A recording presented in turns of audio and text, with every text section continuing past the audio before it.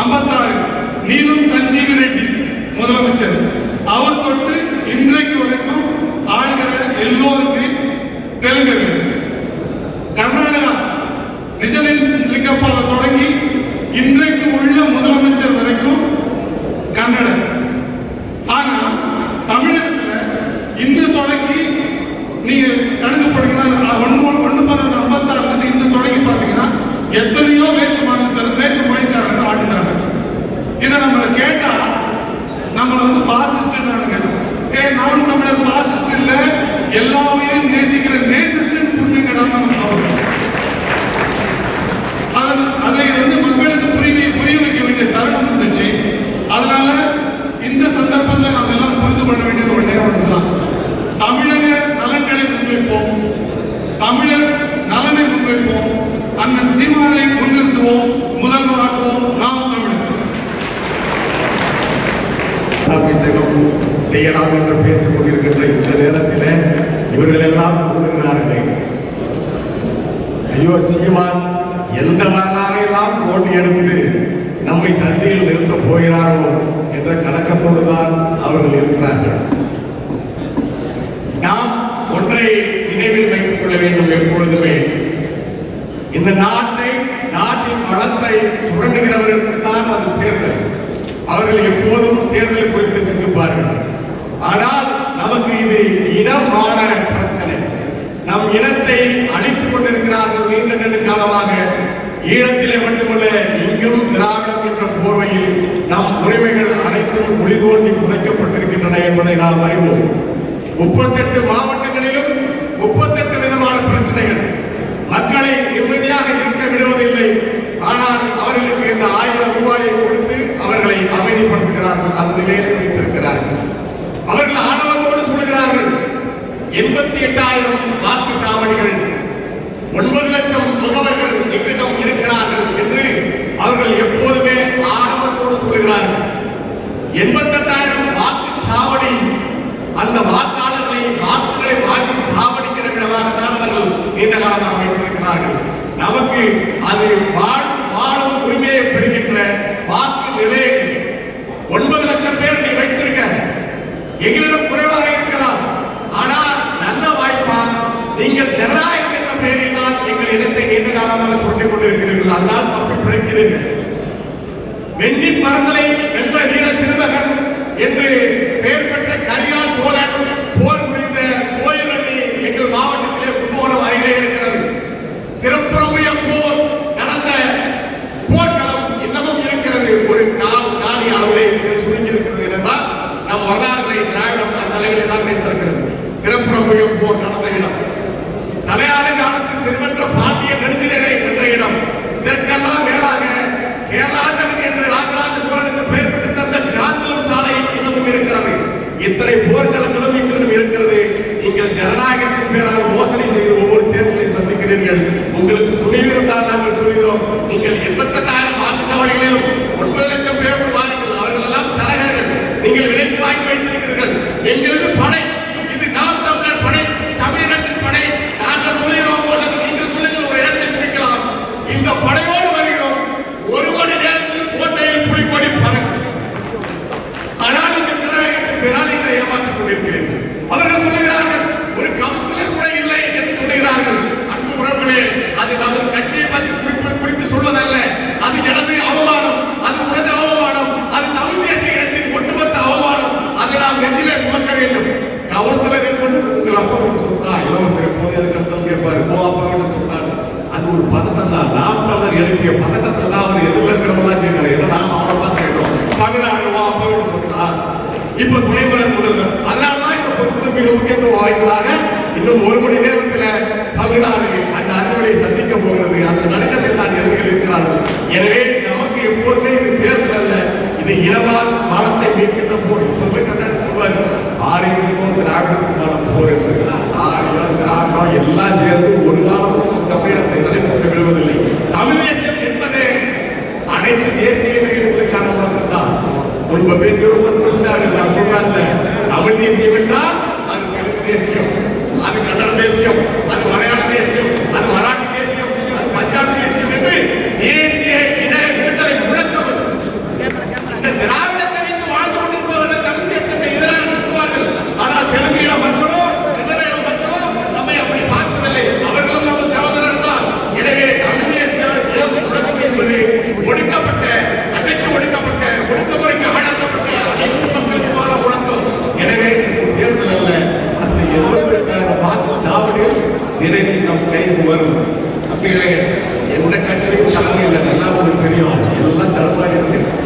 நலிவடைந்து போன தலைமையா இருக்கு. நமக்கு உறுதியான இரண்டு தலைமைகள், ஒன்று வழிகாட்டும் தலைமை, மற்றொன்று வழிநடத்தும் தலைமை. உறுதியான தலைமை, இந்த இடத்தை மீட்டெடுப்பதற்கான தலைமை, அந்த தலைமையின்படி நாம் நடப்போம். இந்த தேர்தலை மட்டுமல்ல, 2026 அவர்கள் சொல்லிக்கொண்டே இருக்கட்டும். நம்மகிட்ட கவுன்சிலர் புலிக்கொடி ஓட்டையில் பறக்கும் நாம் தமிழர். குழு என்பது முற்றிலும் மாறுபாடானது. இந்த நாட்டு மக்களுக்கு எப்படி நாம் சேவை செய்ய வேண்டும், அதை எப்படி மக்களிடத்தில் கொண்டு போய் சேர்க்க வேண்டும், கட்சியையும் கொள்கையும் எப்படி சேர்க்க வேண்டும் என்பதற்காகத்தான் இந்த பொதுக்குழு. நமக்குள்ள இருக்கிற இந்த முரண்களை, சின்ன சின்ன முரண்களை கலந்து விட்டு அடுத்த ஓட்டம் 2024 நாடாளுமன்ற தேர்தலை நோக்கியும் அடுத்து 2026 சட்டமன்ற தேர்தலை நோக்கியும் தான் இருக்கணும். நமக்கு வேற எதுவுமே இல்லை. அண்ணன் பாதையை போட்டு கொடுத்துக்க, அண்ணன் பாதைக்கு எப்படி நடந்து போறதுன்னு கைப்பிடிச்சு கரம் முடிச்சு கூட்டிட்டு வந்துட்டாரு. 14 ஆண்டுகள் நம்ம கடந்து வந்துட்டோம். இன்னமும் நாம் அதே இடத்தில் நின்றால் தவறு நம்ம பக்கம் தான் இருக்கு. அதை இறங்கி களத்துல இறங்கி அடிப்போம். 40 நாடாளுமன்ற தொகுதியும் நம்ம கைப்பற்றுவோம். 26 கோட்டையை கைப்பற்றுவோம். நன்றி, வணக்கம். நான் தமிழர். வணக்கம். நம்ம நாம் தமிழர் கட்சி பொதுக்குழு கூடுகிறது என்கிற போது எல்லாரும் சிறிய அரங்கத்துக்குள்ள கூடிடுவாங்க, கூட்டம் இல்லாம இருப்போம் அப்படிங்கிற மாதிரி நினைச்சுட்டு இருந்தாங்க. இங்க பொதுக்குழுவே ஒரு மாநாடு போல அரங்கம் முழுவதும் நிறைந்து, அடுத்த முறையெல்லாம் இங்க சென்னையில நாம் கூடுவதற்கு அரங்கம் இல்லை, பெரிய அரங்கமா நாமளே கட்டி கொடுத்து வந்தாதான் போதும் அப்படிங்கிறது போல நாம் தமிழர் கட்சியினுடைய பொதுக்குழு இங்க சிறப்பாக வரலாற்று சிறப்பு மிக்க கூட்டமாக நடந்து கொண்டிருக்கு. இதுல எப்பொழுது நான் ஒரு கதை ஒன்று சொல்லுவேன். சீன மூங்கில் கதை ஒன்று. சீன மூங்கில கொண்டு வந்து நட்டு வச்சு இது வளரும், மிகப்பெரிய அளவுல வளர்ந்துரும், பெரிய அறுவடையா நம்ம செய்யலாம் அப்படின்னு நினைச்சு நாம அதை கொண்டு வந்து நட்டு தண்ணீர் ஊற்றி கொண்டு வந்தோம்னா வளரவே வளரும். முதல் ஆண்டாகும், 2ஆம் ஆண்டாகும், 3ஆம் ஆண்டாகும், 1 இன்ச்சு 2 இன்ச்சு தான் வளர்ந்துருக்கும். என்ன இது வளரவே இல்லையே வளரவே இல்லையே நினைச்சா 4ஆம் ஆண்டுல பார்த்தா அந்த சீன மூங்கில் ஒரே ஆண்டுல 13 அடி 15 அடி தாண்டி வளர்ந்துடும். எப்படி இந்த 1 இன்ச்சு 2 இன்ச்சு வளர்ந்தது திடீரென ஒரே ஆண்டுல 15 அடி வளர்ந்தது அப்படின்னா அந்த முதல் 3 ஆண்டுகள் அதை எடுத்துக்கொண்டது தன்னுடைய வேரை ஆழமாக பரப்பி மண்ணை பற்றி கொண்டு சத்துக்களை ஊட்டிவிடுவதற்காக. இப்ப நாம் தமிழர் கட்சி வளர்ந்து வேர்களை பரப்பி கிராமங்கள் தோறும் தன் கிளையை ஊன்றி எல்லா இடங்களிலும் பரவி நின்றிருக்கிறது. ஒன்னே ஒன்றுதான் மிச்சம், வெற்றி. அந்த வெற்றியை இந்த முறை நாம் பதிவு செய்து வெற்றியோடு நாம் தமிழர் கட்சி இலக்கை அடையும், இலக்கை மீட்டெடுப்போம் என்று கூறி வாய்ப்புக்கு நன்றி கூறுகிறேன். நன்றி, வணக்கம். உறவுகள் அனைவருக்கும் வணக்கம்.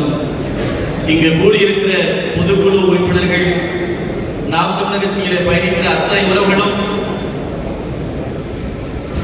அண்ணன் சீமான் அவர்களுக்கு மிகப்பெரிய நன்றி கடன்பட்டிருக்கிறோம். இன்றைக்கு நாங்கெல்லாம் காலம் தூக்கிட்டு எங்களுடைய சொந்தக்காரங்க திருமணம் நடந்தாலும் சரி, இல்லை நாங்கள் வாட்ஸ்அப் குரூப்ல பயணிச்சாலும் சரி, நாங்கள் நாம் தமிழர் கட்சிக்காரர்கள் என்கிற துணிவோடு அந்த கெத்தோடு பயணிக்கிறோம்னா அதுக்கு முழு காரணம் அண்ணன் சீமான் அவர்கள் தான். ஏன்னா எத்தனையோ அரசியல் தலைவர்களை பார்த்திருக்கிறோம். வைகோவிலிருந்து, ராமதாசிலிருந்து, கம்யூனிஸ்ட் கட்சியிலிருந்து, திருமாவளவன் எத்தனையோ பேர் பார்த்திருக்கிறாங்க. வெறும் அற்ப சீட்டுக்காக, நோட்டுக்காக எழுந்து கொண்டு வாழாட்டி கொண்டிருக்கிற நிலையிலே 13 ஆண்டு காலம் எவ்வளவோ சிக்கல் வந்த போதிலும் இந்த நாம் தமிழர் கட்சியை எவரிடத்திலும் அடமான வைக்காத ஒரு பிரதான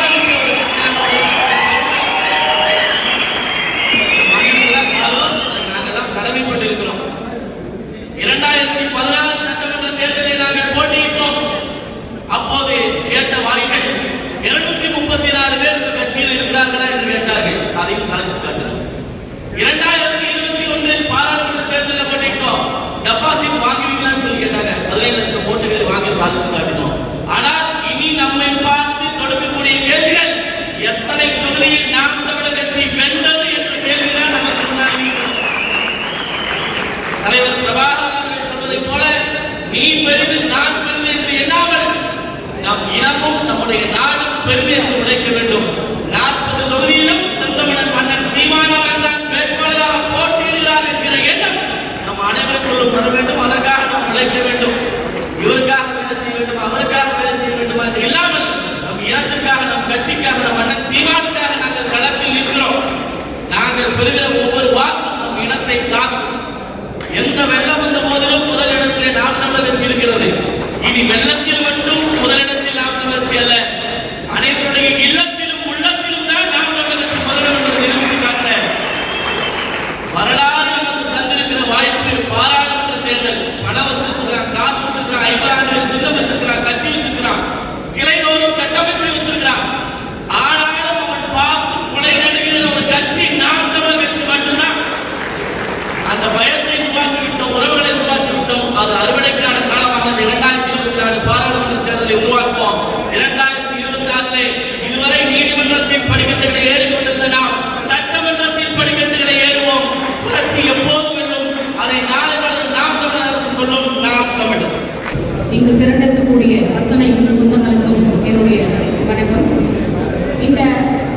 பொதுக்குழுவுடைய வரலாற்று சிறப்புமிக்க இந்த பொதுக்குழுவில் நம்ம கலந்துட்டுருக்கிறதே இதனுடைய முக்கியத்துவத்தை உணர்ந்து இருக்கக்கூடிய உறவுகள் இனிவரும் காலங்களில் செயல்படணும்.